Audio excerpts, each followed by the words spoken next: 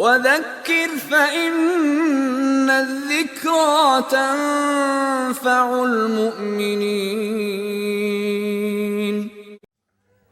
Anyway, what I've been doing so far is, first of all, to trace the story of this great process of cultural transmission from the point of view of the Muslim world, and I've just begun to explain it from the point of view of the receiving end, namely medieval Europe. And I talked a little bit about the introduction of mathematics via this man Fibonacci, and also some other aspects of science. What I want to do now is to talk about astronomy. Mathematics, traditionally one of the handmaids of astronomy, they tend to go side by side. And the pioneer here was a Spanish Jew who was brought up in a largely Muslim environment and who, upon his baptism, took the name of Petrus Alfonsi.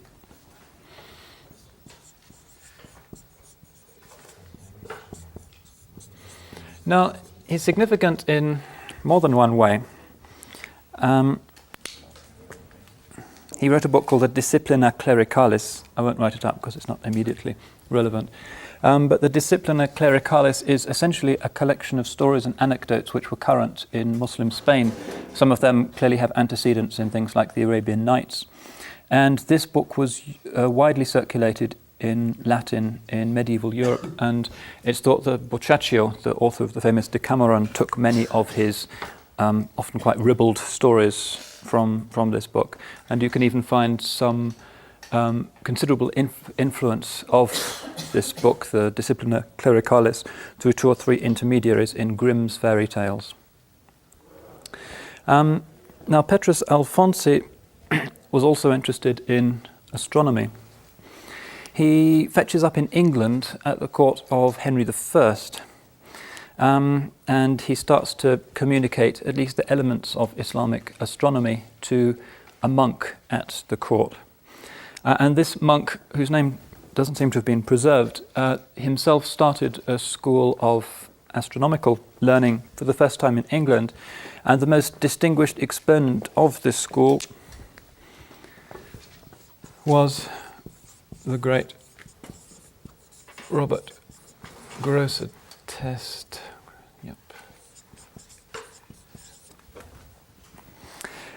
Grosseteste, distinguished as the first great Vice-Chancellor of the University of Oxford.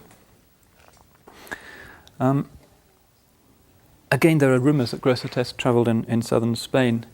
Certainly some of his predecessors, like Abdul of Bath, had done. It's conceivable that Bacon was down there. But scholars are increasingly recognising that some of the fundamental institutions and traditions of European institutions of higher learning actually have themselves Islamic antecedents. It's generally accepted, for instance, that the institution of a professorial chair, which was introduced particularly by people like Grosseteste, originates in the kind of low chair that the sheikh would sit with his back up against a column in places like the Mosque of Cordoba. So a chair became the symbol of professorial authority. There are also, it seems, Islamic antecedents in certain aspects of academic formal dress, gowns, mortarboards, etc. You can never definitively prove influence like that because it was a process of informal cultural transmigration, not the kind of thing that would necessarily be recorded in documents. Now, Grosseteste, who died in 1253, starts to lecture in Oxford on astronomy in particular, and he writes a few books both on astronomy and the associated mathematical problems. To some extent, he's drawing on translations made directly into Latin from the Greek, but it's also recognized that he used for most of his sources Latin translations of the great Arabic works of which I spoke earlier. Grosseteste was also interested in medicine, which is the next great discipline we have to look at. And as I mentioned earlier, medicine in this period was at a disastrously low ebb in Europe. There's an indication of this in an anecdote narrated by a Syrian knight who participated in the Crusades, a certain Osama ibn Munqidh, who also worked as a physician. And he said that he once encountered a Frankish knight who had an abscess in his leg, and so Osama goes in and he knows what Razi and Ibn Sina have prescribed for this, which is a kind of herbal poultice, and he slaps it on. And then in comes a Frankish doctor, and the Frankish doctor takes one look at this and says, do you want to live with one leg or do you want to die with two? Of course, the poor knight says, well, I'll live with one leg. And without further ado, the Frankish doctor pulls out a sword and starts bashing away at the leg until he's removed it. And of course, the man dies from loss of blood pretty promptly. And this is, whether the story is true or not, it indicates what was a very real and huge disparity in the standard of medical practice between the two cultures. And the Crusaders certainly recognized this, and increasingly, once they'd been in Palestine for some time, they would make sure that they went to Muslim or Jewish doctors rather than to their compatriots. I mentioned a little bit earlier about hospitals in Europe, and that really they didn't exist as such in this period. The most that you would find would be dispensaries and clinics attached to some of the monasteries, particularly the Benedictine houses, Salerno and also Montpellier. Montpellier becomes a kind of nucleus for the transmission of medical science and hospital practice to Europe because, for various reasons connected to its commercial importance, it was a centre for the settlement of Jews and also Arab Christians from Spain. So it becomes a bridge. But this all takes place against a kind of social prejudice against doctors and particularly against surgeons. The surgeon was regarded as a man as a very low social standing, a kind of like a barber, somebody who dealt with other people's flesh. And as late as 1163, we find an ecclesiastical decree forbidding instruction in surgery as part of the medical curriculum. However, once translated books of Arabic surgery start to circulate quite freely in Europe, this attitude starts to change. Another factor in this change was, of course, the Crusaders coming back from Palestine who had their own experience of the Saracen skill in surgery. So in 1252, we find the first significant European work on surgery. A man called Bruno da Longoburgo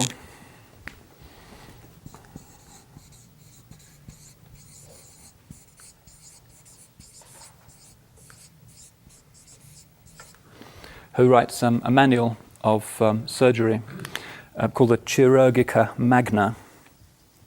And this is basically just a translation of snippets from the great Arabic works, particularly the work of Zahrawi, the writer on surgery from Cordoba, who's the picture of whose instruments we've just been looking at. He's the principal source for this book on surgery. And it's also thought that the first, as it were, dedicated hospitals in Europe come into being following the Crusades. From about 1200 onwards, we don't have an exact date for the foundation of Europe's first hospital, but from about this period we start to find institutions established whose sole purpose was to heal the sick, rather than being wards or clinics attached to other larger institutions such as monasteries. However, still the standard of organisation and also the scale of these operations fell considerably below the standard in the Islamic world. So that, for instance, Europe's first hospital with a resident physician was not established until the year 1500.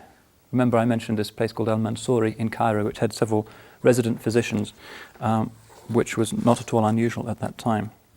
Another Arab practice, clinical instruction in hospitals, so that students would actually see the sick and learn, as it were, on the job rather than learning in an abstract lecture hall environment. This was a tradition that the Arabs had maintained for several centuries. It was not copied in Europe until the year 1550. Again, the publication of medical textbooks offers another proof of the almost complete reliance of medieval European doctors on the Arab science. First book on medicine ever to be published in Europe was a commentary on the 9th book of Razi's great thing, the Continens, Al-Hawi. But the most significant publishing event in the medical world was the publication in 1473 of the great Canon of Avicenna, a book which it's realistically claimed is the most studied book of medicine in history. There was some reliance in Europe on Greek medicine, texts translated directly, Hippocrates, Galen, Dioscorides, and so forth. But the great preponderance of Arab influence is revealed by the fact that in the works of the leading medical physician of Italy, a certain Ferraro de Grado, we find, and some busy academic has actually totted up this and quantified it, that in his books the works of Avicenna are mentioned more than 3,000 times, while Hippocrates appears over 100 times. So that's some quantifiable evidence of the weight of authority that the medievals attached to the Arab as opposed to the Greek medical heritage. That's really all I think I should say about medicine. What I want to do now is to turn to what is perhaps an even more fundamental instance of this process of cultural transmission, namely philosophy. Medieval Europe, as just about everybody knows, owes a great debt to Arab philosophy, not just the philosophy of the ancients transmitted through Arabic translations into the West, but also original works written by Arab Muslims themselves. In a previous lecture, I already have sketched the development of this thing called the Kalam, which is Islamic dialectical theology, and I indicated that this drew often in quite a considerable, substantial way on things like Aristotelian logic, for instance, and also some discussions of metaphysical questions, the nature of atoms, causality, and so forth, which had precedence in Greek thought and which were found to be useful. However, as well as this thing called the Kalam, there existed something a good deal more contentious called the Falsafa. Looks like an Arabic word, but doesn't require great ingenuity to see that this is just an Arabization of the Greek word that means philosophy. The Arabs called it Falsafa. This is a tradition that grew up side by side with Kalam, but the Kalam scholars and the people of Falsafa regarded each other with a certain amount of disdain. The Kalam scholars didn't like the Falasifa very much because they seemed to place too much emphasis on the authoritative ancient Greek texts and marginalized the Qur'an and the Hadith. Whereas the Falasifa were very confident in the capacity of reason, more or less unaided, to reach and determine ultimate truths, and saw the Kalam people as being people who were intellectually rather hobbled by their insistence on bringing in quotations, proof texts from the Islamic scriptures. So these two traditions existed in a state of considerable tension. Nonetheless, there was mutual influence. You can see in the Falsafa of Ibn Sina, the same chap who produced this book called the Canon, also the greatest Muslim medieval philosopher, that he draws on things from Islamic theology, particularly Ash'arism, and he also draws on some other teachings that were coming up in the, to some extent, Neoplatonized mystical tradition of Islam. He also had mystical writings. So there wasn't a kind of clear-cut dividing line between these two traditions. Nonetheless, they did exist in a state of tension in Islam. The first great Arab philosopher was a man called Al-Kindi. Some of his books have been preserved. His influence on medieval Europe was relatively slight compared to his successors. Ibn Sina, Avicenna, was really the great figure, whose book Ash-Shifa, which means the healing, i.e. the way of satisfying those pressing questions, was translated in large part into Latin in due course. There was also a man called Ibn Rushd, the third of the great Arabic philosophers, Ibn Rushd Averroes, who was the Maliki chief judge of Qurtuba, but who also, in his spare time, as it were, was very influenced by... Would you write the name of the first and second and third philosophers? Yeah.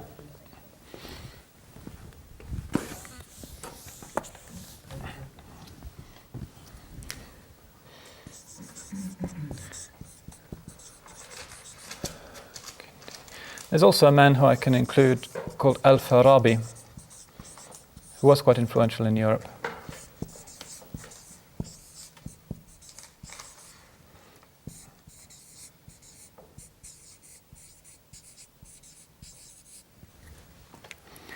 Farabi was a Turk from Central Asia who was a fairly thoroughgoing Platonist. Wrote a book called Al-Madina al-Fadila, the virtuous city, which is a kind of restatement in broadly Islamic terms of Plato's idea of the virtuous city. Ibn Rushd, as I was saying, Maliki Qadi, chief judge of Cordoba, and a great Aristotle fan. Farabi and Ibn Sina in particular were more interested in Neoplatonic things. Ibn Rushd tried to combine the two, but generally came down on the side of the Aristotelian point of view.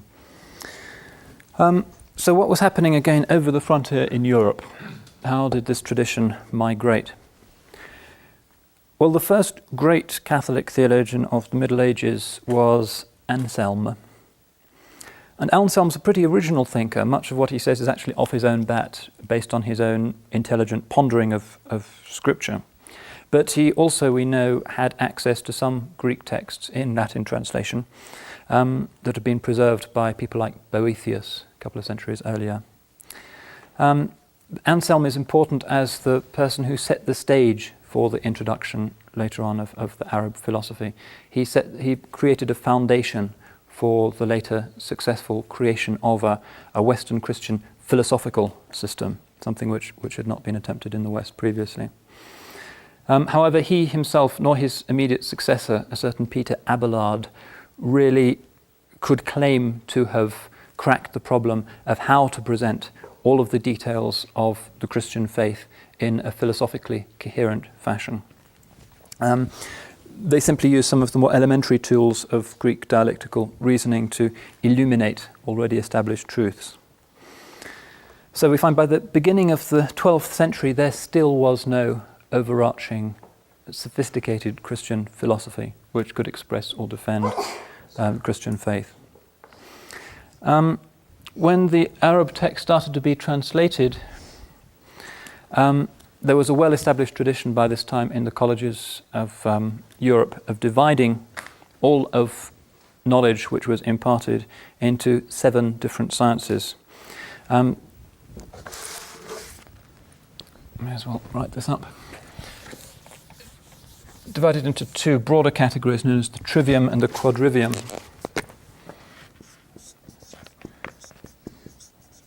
The trivium included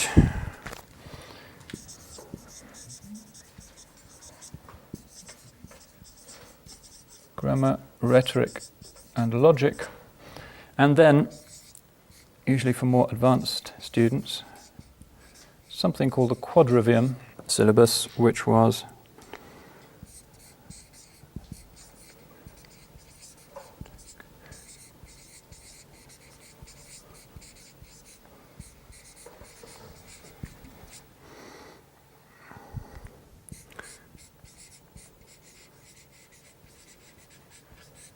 this basically was the syllabus in these early medieval schools.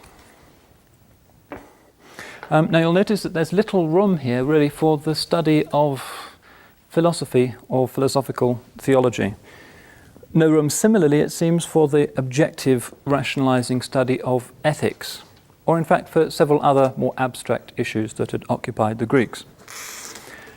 The situation only changed when we find translations from Arabic coming along. And these translations, the most important of these translations were those made by this Segovia priest, Domenico Giundisalvi, whom I mentioned a while back. And it was Giundisalvi really who not only translated these texts, but popularized them and made them comprehensible to people who had been formed by this rather limited syllabus. So he wrote his own little books which summed up the Arabic knowledge. He wrote a book called On the Immortality of the Soul, for instance, which is entirely derived from Ibn Sina and which proved immensely popular. Even more influential in the longer term was his translation of a key book by Al-Ghazali, known in Arabic as Maqasid al-Falasifa.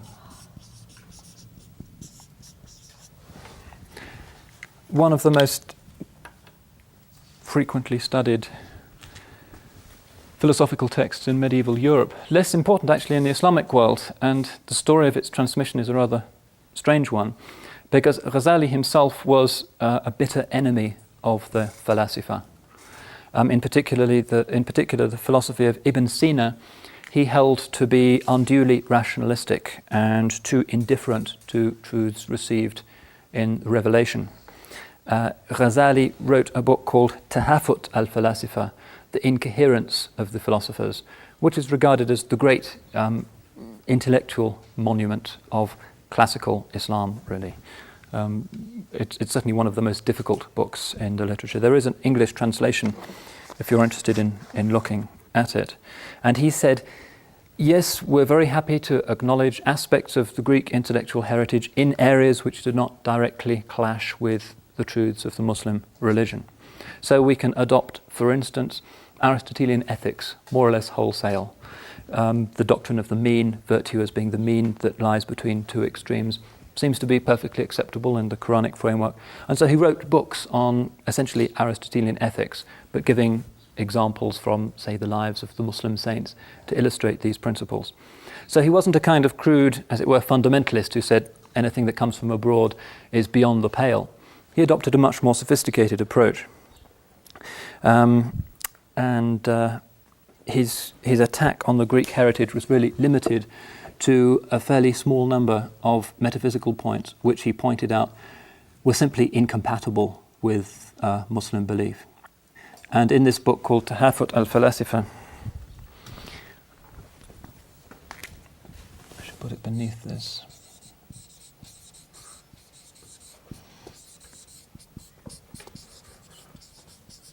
Might be more useful if I just give you the English translation, but you remember it means the incoherence of the philosophers.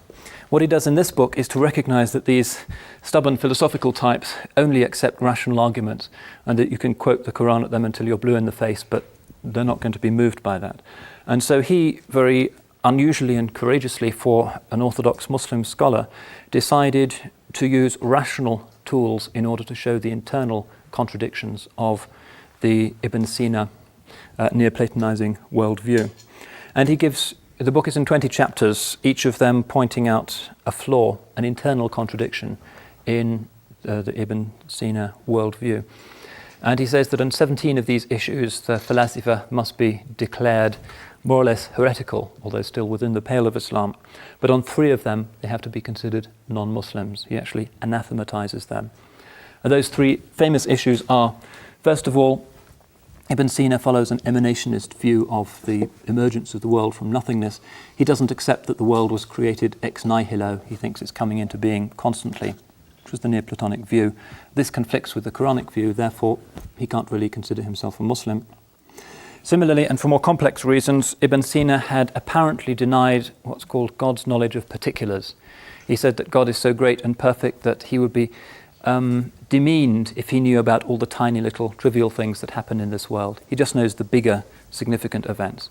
And Ghazali says, we have Quranic verses saying that not a leaf falls from a tree but that God knows it. Therefore, Ibn Sina cannot be considered a Muslim. And the third great issue was that of the eternity of the world. Ibn Sina, again, because of the logic implicit in this emanationist view of the world as a necessary emanation from God, said that there would be no final winding up of the whole show. The world was going to go on forever. And Ghazali comes up with some very interesting ways of arguing against this. For instance, he says that it's incoherent to believe in the eternity of the world even on the emanationist theme, because the emanationists assumed that there was an accumulation of objects in the world. Things are coming into existence in this sublunary sphere. And yet, Plotinus also says the sublunary sphere is finite, and hence we have a contradiction. How can you have an infinite accumulation of objects which each take up a finite, discrete space in a finite sphere? He says the world is going to fill up, therefore the emanationist theory makes no sense. So that's an example of the kind of argument he's using. He's not just quoting the Qur'an at them, he's showing how their own system is incoherent and doesn't add up. So this is a key debate in medieval Islam. And I mention it because one of the interesting things Ghazali does is because he's really dedicated not just to firing off a polemic or to show off before his pious colleagues, but he really wants to refute them, is that he is very careful to ensure that he does not misrepresent their doctrines. If he does that, they can just say, well, that's not what we're saying anyway.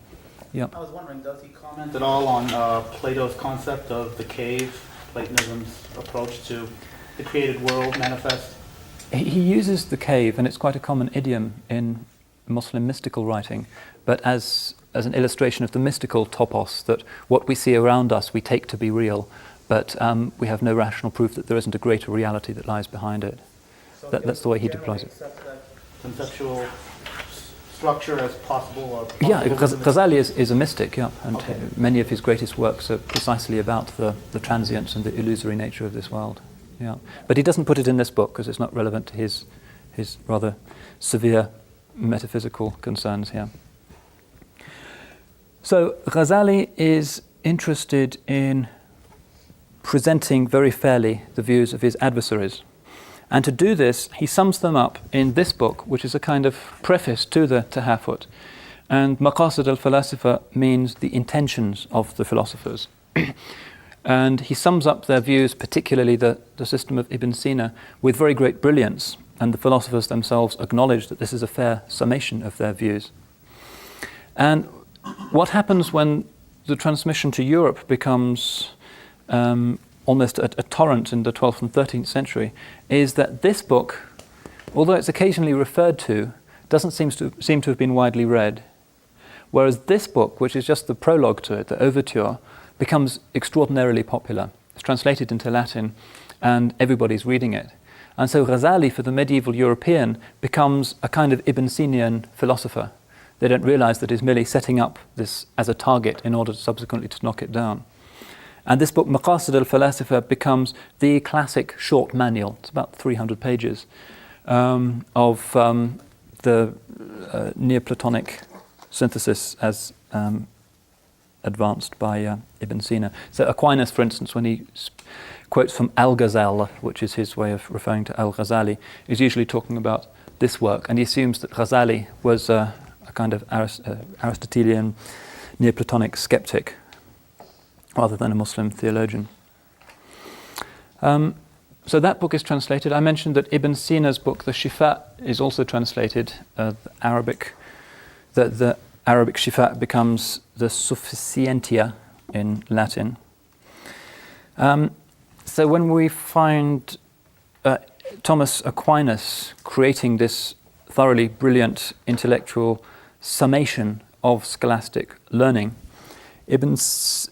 Thomas Aquinas draws particularly on Ibn Sina, especially this work, the Sufficientia. He draws on the Maqasid al-Falasifa of Ghazali, but he also draws on this man, Ibn Rushd, known to the West as Averroes.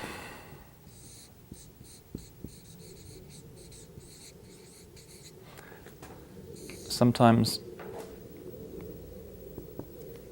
to be pretentious, you can put an umlaut on that. You find that in some old texts. Averroes, as I said, is the chap who resurrects Aristotle in a largely Platonizing tradition. And one of the strange things that Averroes did, and I've no idea how he found time to do it because he was a busy court judge and wrote many books, or several books on Islamic law, was that he took the main works on metaphysics of Aristotle, which are themselves very hermetic, difficult pieces of work, and on each of them he writes 3 commentaries. He writes a lesser commentary, which is short, about the same length as the original, a middle commentary, which is a bit more serious, and then a large commentary. And most of these are done pretty rapidly into Latin, in fact, even before Averroes dies in 1198. Averroism is in particular taken up by the Dominicans. The Dominicans have, before the emergence of the Jesuits, they're the great torchbearers of Christian intellectualism. Albertus Magnus died in 1280, was quite deeply influenced by Averroes' commentaries. Aquinas himself, obviously also a Dominican. So we find in Aquinas what is in essence a synthetic theology that very intelligently fuses Plato and Aristotle, largely mediated via the Arabs, also the Islamic philosophical tradition, Ghazali and some other figures, and biblical data, in order to form this great coherent Christian system whose influence really continues even in the present day. In the first decades of the present century, there was a great revival of Thomist philosophy. Thomism is the philosophical system associated with St. Thomas. So a lot of 20th century Catholic thinkers like Étienne Gilson and Jacques Maritain have attempted to show the abiding relevance and interest of St. Thomas's ideas. The other pupils, as it were, of Ibn Rushd in Europe were the so-called Latin Averroists.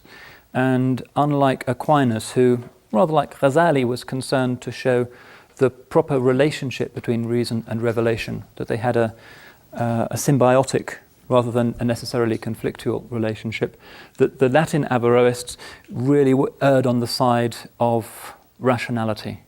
And they picked up an idea that Ibn Rushd had developed and that provoked considerable controversy in the Islamic world, which is known as the theory of the double truth. How on earth can we reconcile these apparent conflicts between the conclusions of logic as developed through philosophy on the one hand and the clear requirements of belief as set forth in revelation? And Ghazali, as I indicated, said that you have to push the philosophers to one side on a number of issues where they clearly conflict with revelation. Revelation is infallible, the mind is not. The Latin Averroists, on the other hand, went even further than Ibn Rushd had done with this idea of the double truth. And they took it to mean that two contradictory propositions can both be true. That the epistemological register of revelation is something that's in a completely different category to that of reason. Therefore, you can simultaneously say the world has always existed as an emanation from the Godhead, and you can say the world came into existence in time. And they have a fairly sophisticated way of showing how those two can somehow be reconciled. There are books by Ibn Rushd, by the way, which have been done into English, if you want to see exactly how he thinks he can achieve this. The greatest Latin Averroist was Belgian.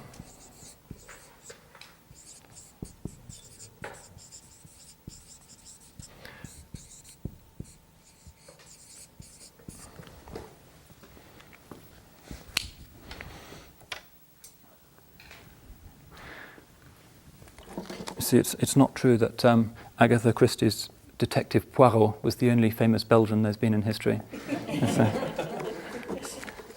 Apologies to Abdul for that one. He was a Belgian scholar who was the great Averroes, and actually Siga of Brabant and also the Italian school, the Padua Averroists, got into very hot water with the church, as you can imagine, and the school eventually died away. Side by side with this, you find translations of text on logic. Bits of Aristotle's Organon, it seems, had already been known, perhaps through the medium of Byzantine scholars. So bits of it were done directly from the Greek, but the majority of Aristotle's work on logic was made available in its complete form for the first time only with the Arabic translations. And it's worth remarking, by the way, and probably I should have done this somewhat earlier, that Arabic showed itself to be a very supple linguistic vehicle for the conveyance of these ideas. It started off as the language of an extremely non-intellectual people, primitive tribesmen wandering in the desert, etc. But within 150 or 200 years, we find these great translations appearing in the Arabic language, and the language actually holds up very well.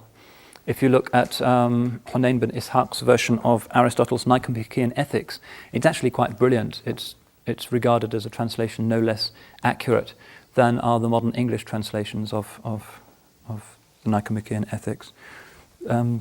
This again was one thing that made this cultural efflorescence possible, the extraordinary flexibility and suppleness of the Arabic language. I said I wanted to leave time for questions.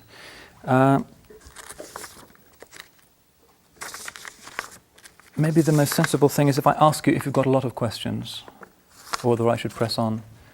Hands up if you've got a question. Not a huge number. I've obviously convinced you utterly, so. Or baffled you utterly.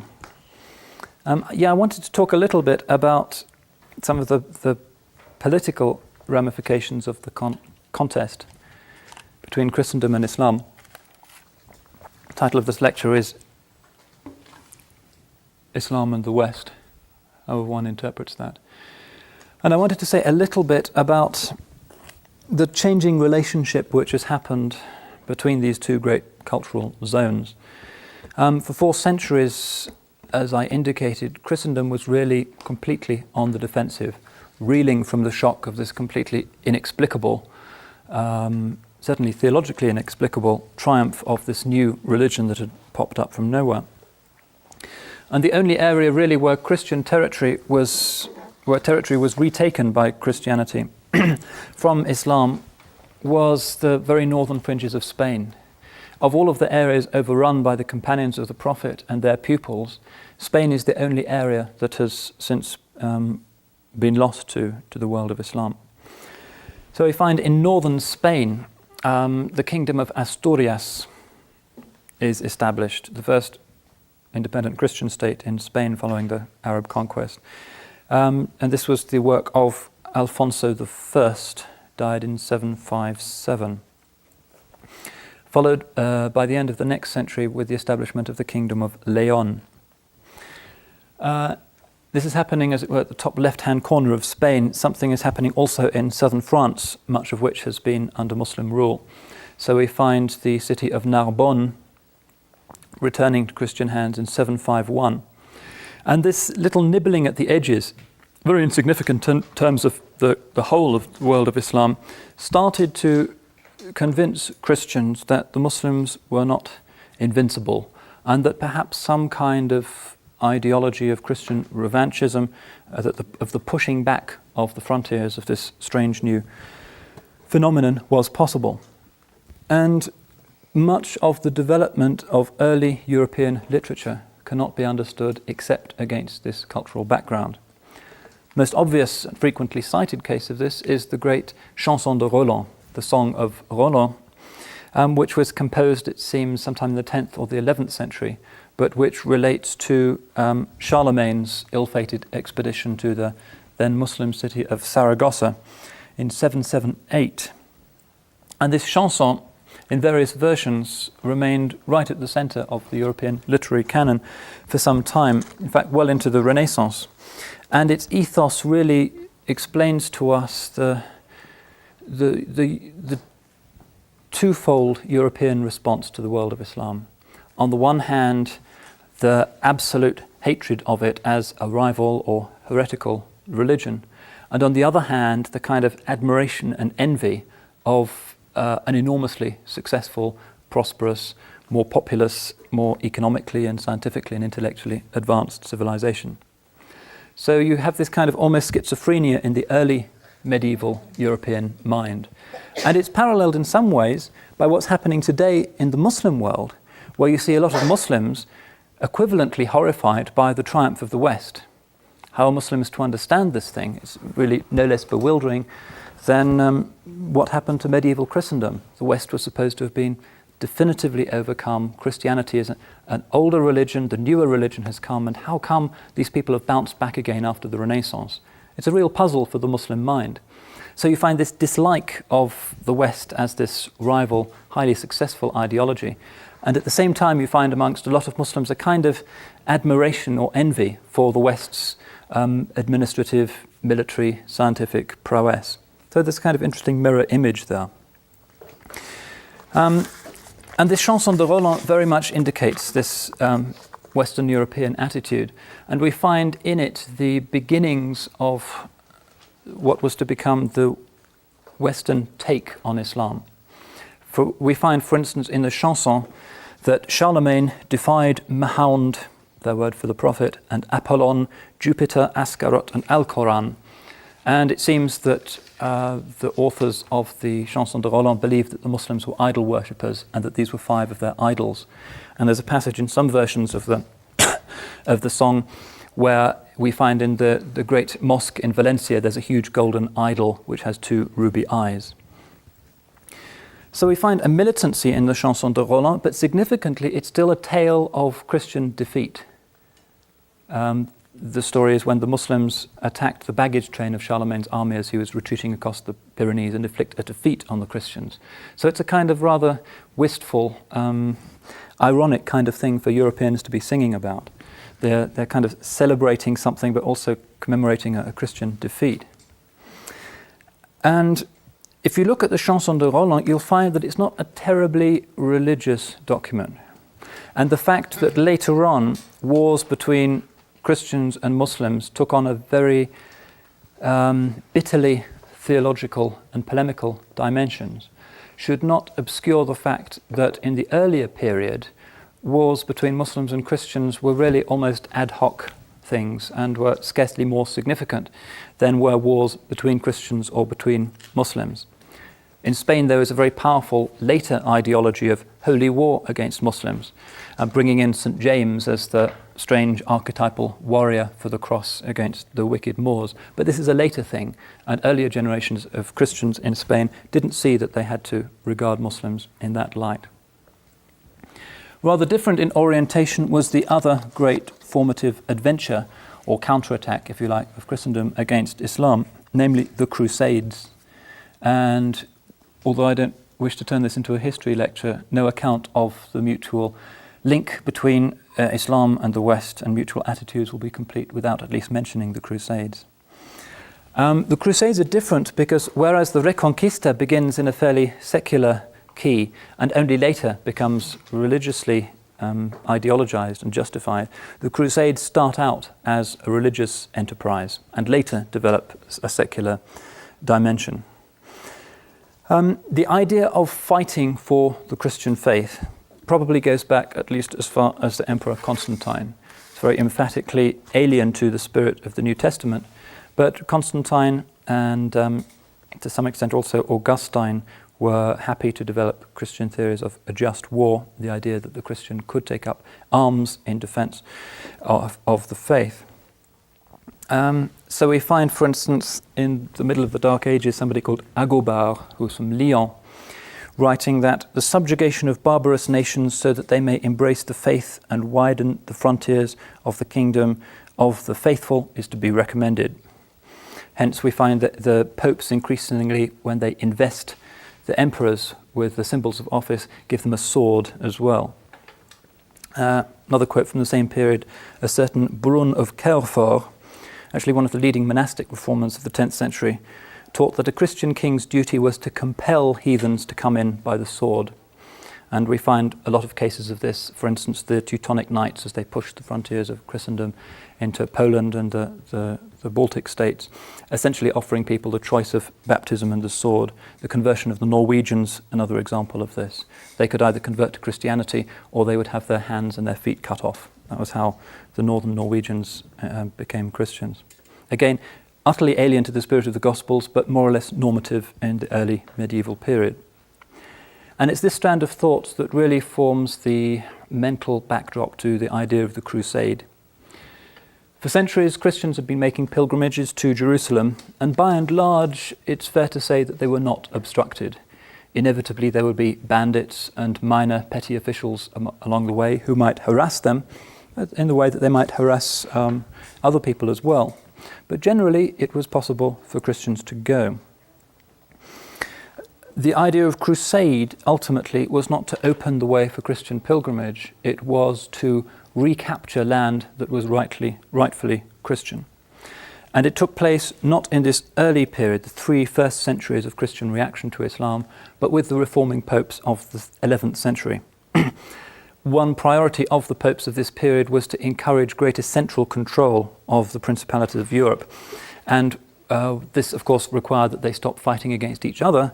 And a good way of doing this, of course, was to set up an external enemy, namely the world of Islam. Get them all together, different nations, different principalities, dynasties, fighting against a common enemy, and you'll pull Europe together much more easily.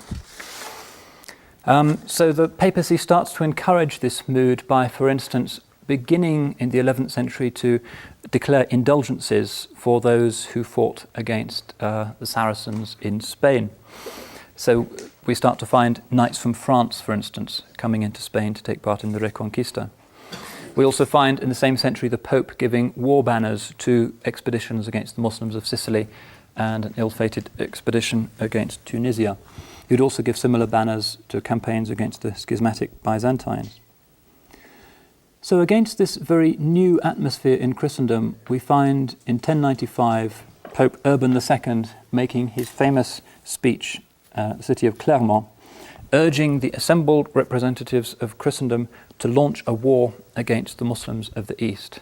And thus is born an event which is certainly the single most formative event, not so much in the history of the Middle East, because the Crusades really, in the longer term, left no noticeable consequences on the map, but in terms of the mutual perception of Christians and Muslims. The old, not so much a symbiotic relationship, but an ability to accommodate and deal with the other that had prevailed before the Crusades was now to be swept away. So the First Crusade fights its way to Palestine in 1099 and captures Jerusalem. And the fall of Jerusalem is an event of absolute horror. It's said that about 90,000 people, all of the non-Christian population, was immediately put to the sword. And this has left lasting scars in the region. So even today the word Salibi or Crusader is a very pejorative term in the Arabic language. And when people making mosque sermons, for instance, or political leaders in the Islamic world want to denounce Western interference in the world of Islam, they will refer to them as Crusaders. In the Western languages, of course, the word Crusader has fairly neutral or even positive connotations. You can have a crusade against crime or something like that, and it's regarded as a legitimate phrase to use. So this massacre is very horrible, and it has considerable ramifications for the regional mindset. So if I find a friar who is present at the massacre speaking of horses moving knee-deep in Saracen blood, and he declared enthusiastically, "It is a wonderful judgment of God." And even St. Bernard gave his support and writing, "A Christian glories in the death of a Saracen because Christ is glorified thereby." And the Crusaders go on to create little replicas of the European feudal societies they've left behind. Generally, they're contemptuous of Muslim beliefs and religious practices, but as I indicated earlier, they came to be not averse to taking on some of the more secular, civilized, almost luxurious trappings of Middle Eastern life. So the Frankish enclave in Palestine becomes one channel for the movement of certain aspects of Islamic civilization into Europe, far less significant though than, say, the movement of translation or the Reconquista of Spain. The success of the Crusades was famously the result not so much of the strength of the Christian armies. The subsequent Crusades were generally complete catastrophes, but were made possible by Muslim disunity and the lack of a comparable religious militancy on the Muslim side.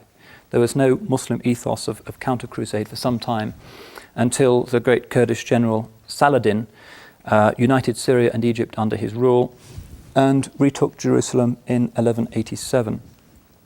It's important to recall that Saladin, when he entered the city, did not order an equivalent massacre. City's churches were left intact. And in fact, those who had survived from the non-Catholic churches there made it quite plain that they actually preferred Muslim rule to that of the rather less tolerant Latins. Comparable to the statement of Gennadios, the Orthodox Patriarch of Constantinople, when the city was in the process of falling, and they were offered support from Latin Christians. Their experience of Latin Christian intolerance had been so acute that he said famously, "Better the turban of the Turk than the mitre of Rome." And it was similar for the Eastern Christians, who were able to live in peace, not interfered with as they had been previously. Waves of further crusaders still turn up from Europe. Generally they're beaten off without much difficulty. And Jerusalem remains in Muslim hands as an inseparable part of the spiritual metabolism of the Muslim world until, of course, the creation of Israel takes place in 1948 to initiate a further and no less unnecessary episode of west-east in comprehension. One effect of the Crusades in Europe was to bring home to Europeans the continued strength of Islam. Subsequent Crusades operated on a different and more cautious strategy, recognizing that Palestine could only be held for Christendom if one adopted a more sober, larger policy towards the region as a whole. And so we find Crusaders aiming to subjugate not just Palestine, but surrounding countries. St. Louis's expedition to Egypt in 1249 is a good example of this. Another complete catastrophe in which these incredibly heavily armoured French knights more or less submerge in the marshes of the Nile Delta. They're completely annihilated. Crusades continue to be launched, though. They haven't learnt their lesson. St. Louis attacks Tunisia in 1270.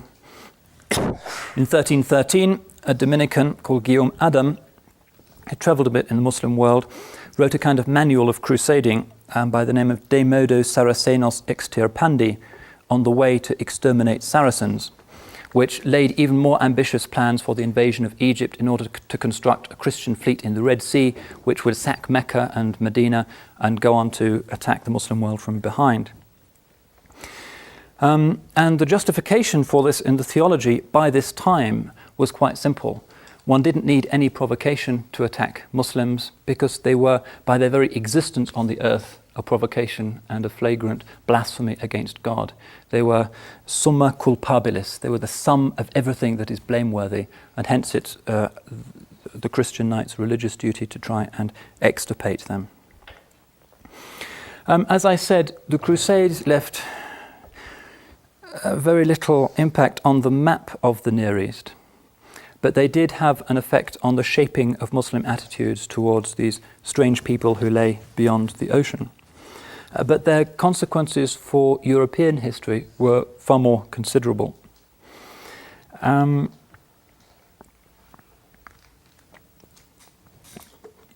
You recall that I mentioned the Pirenne thesis earlier, that the conquests of the early Muslims started to make Christians think of Europe as some kind of coherent entity, something which had never been before in history. And the Crusades very much strengthened this image. And increasingly, the other, the demonic other, was identified with Islam and the world of Islam. So following the Crusades, we find a new type of European mentality emerging, one that is self-conscious and ideologically militant in its hostility to Muslims. Not just opportunistic border skirmishing, one monarch taking the land off another monarch who happens to be Muslim or whatever, but an ideologized split now emerging between Christendom and the world of Islam.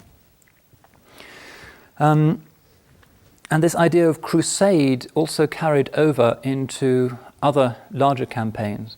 It's worth remembering that the Portuguese navigators saw themselves as crusaders and meted out to the various peoples, including non-Muslims that they encountered, the same kind of treatment that the Muslims had experienced in Palestine. Vasco da Gama and others generally would wear crusading outfits. They would take the crusader cross and so forth. So this becomes really the defining event in the formation of the European mind. Historian Stephen Runciman says, through the Crusades, Europe found its soul. This perception continues even today. Only 3 years ago, the President of the European Union, Jacques Delors, made a speech in which he said that membership of the European Union is conditional on possessing a shared Christian heritage. And this is very clearly indicative of a mentality that has gone on for 800 years. Europeanness means Christianness, and the other, the barbarian, is what lies beyond. Many other things could be said about subsequent attitudes on both sides. One could talk, for instance, about the strange movement of self-inflicted martyrdom. So important was the conflict with Islam seen that a number of Christians actually deliberately went to the Muslim world and courted martyrdom. The first instances of this happened in the 9th century, when we find a few monks and nuns deliberately going before Muslims and insulting the Prophet in the hope that they will be martyred. And this continues, so we find one of the greatest medieval Christian thinkers, Ramon Lull, who's a Catalan, who really devotes his life to refuting Islam in a philosophical way. Very bright man. He travels 3 times to what is now Algeria and goes to the Friday prayers and stands outside and shouts these words of abuse against the Prophet. And 3 times he's deported. The Muslims think this is some kind of nutcase, and they put him on the next ship back to Spain. The 4th time he goes to Tunis and he does the same thing and is actually killed by a mob. It seems incomprehensible to the modern mind, but this was actually quite common. And St. Francis of Assisi even did the same thing. He went to Egypt, appeared before the Sultan al-Adil. Sultan said, "Well, why have you come?" And he starts to vomit up these insults about the Qur'an and the Prophet. And he's also sent home. Indicative, again, of this incomprehension, I mentioned last time the 4 great reasons that Europeans had for rejecting Islam. Firstly, it's a falsehood and a perversion of the truth. It's a religion of violence and the sword. Particularly strange thing for people who are gearing themselves up for crusades to believe, but that was what they said. Thirdly, it's a religion of self-indulgence. Fourthly and finally, Muhammad is the Antichrist.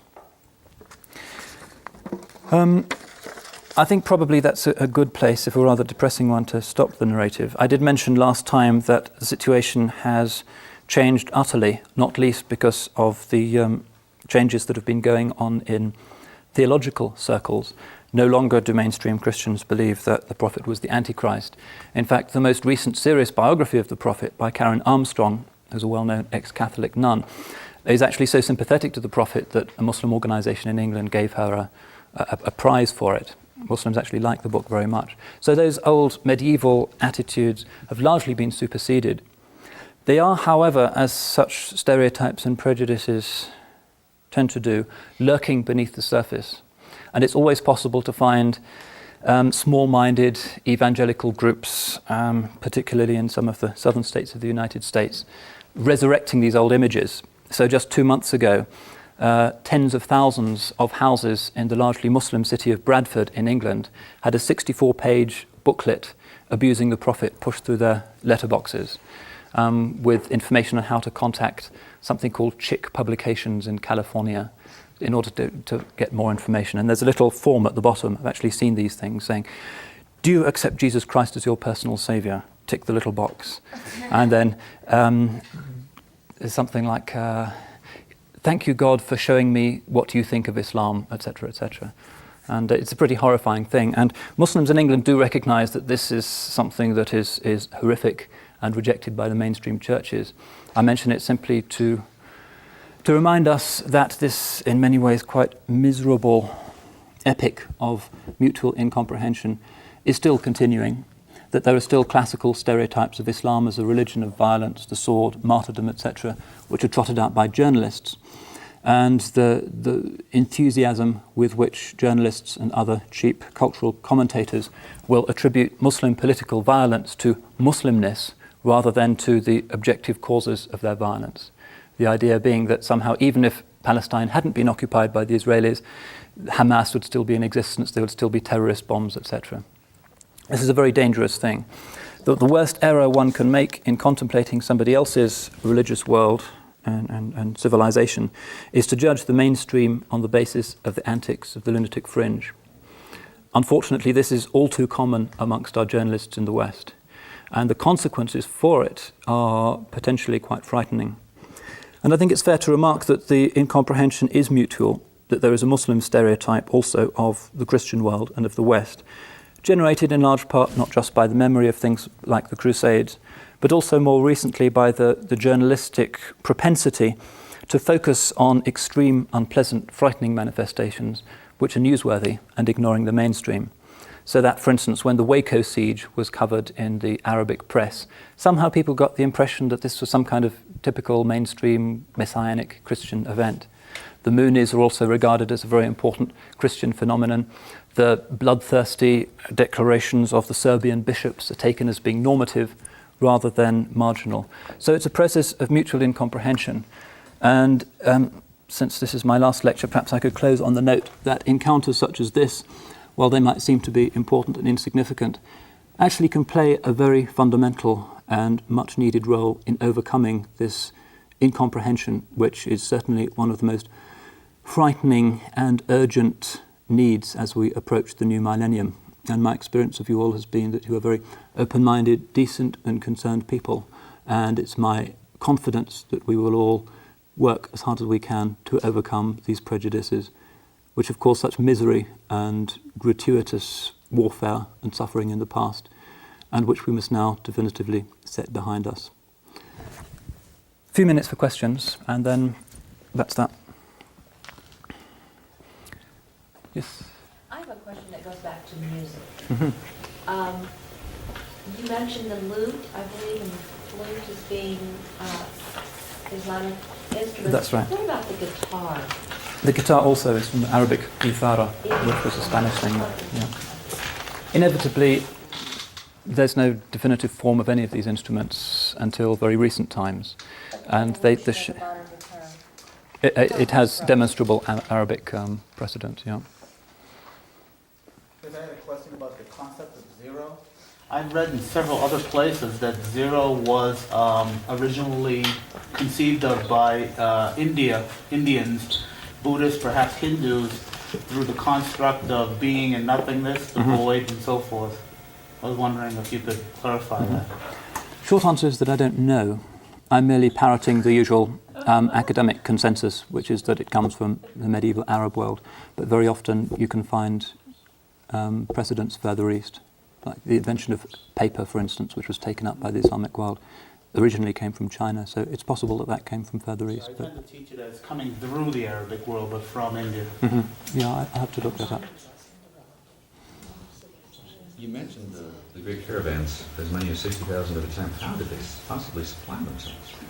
Well, good question. The Silk Route, you can still travel it today. There have been various people who've gone along it on four-wheel drive vehicles, and you'll see huge cisterns which they'd reach at the end of each day's travelling. They would travel just in the morning and then pitch camp. And they would be supplied with water.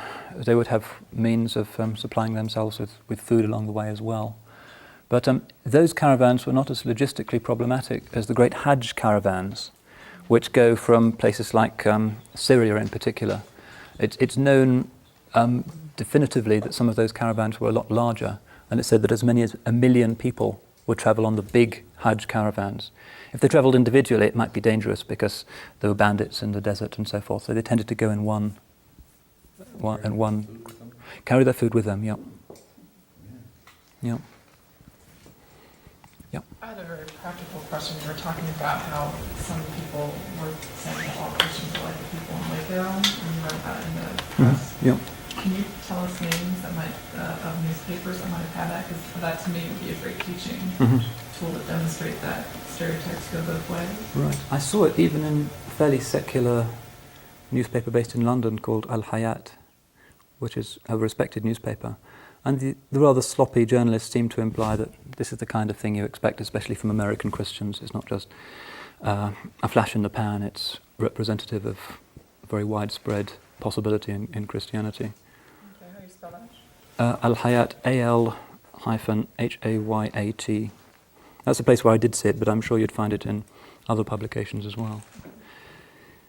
Maybe one should add, as a footnote to that the stereotype is not entirely reciprocal, because Muslims generally have more experience of Christians than vice versa, because Christians have been around as substantial minorities, living and working amongst Muslims for so long, that your average Egyptian, when he reads that, will know that the Copt who is down the road or who's Minister of the Interior or whatever isn't like that. Whereas Westerners, for whom Muslims are often a very new phenomenon, are going to find it harder to sort out what's normative from what's extreme. Any more questions?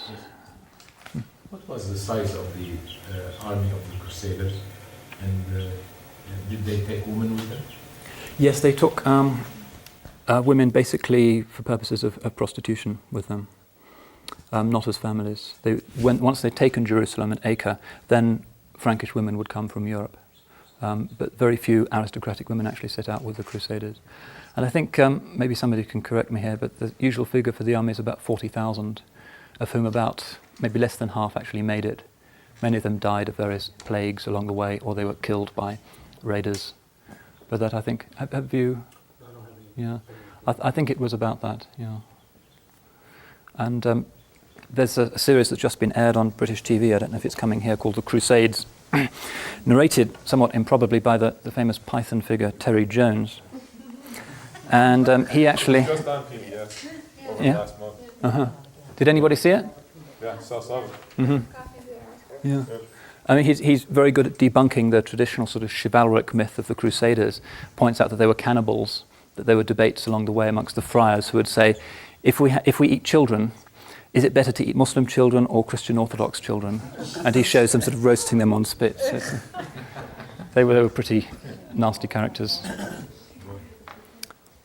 And if I might add to that, the whole notion of the children's crusades, Yeah. two crusades that take off with this popular sense of, getting children involved in Yeah. this Yep. as warriors. And I think not one returned or something. That's correct. Vanished. Lost in the Alps or something. Or sold Lost into into slavery. Slavery. Yeah. Yeah. Yeah. No, it was clearly some kind of collective neurosis that gripped Europe, kind of McCarthyism of the 13th century. Anyone else?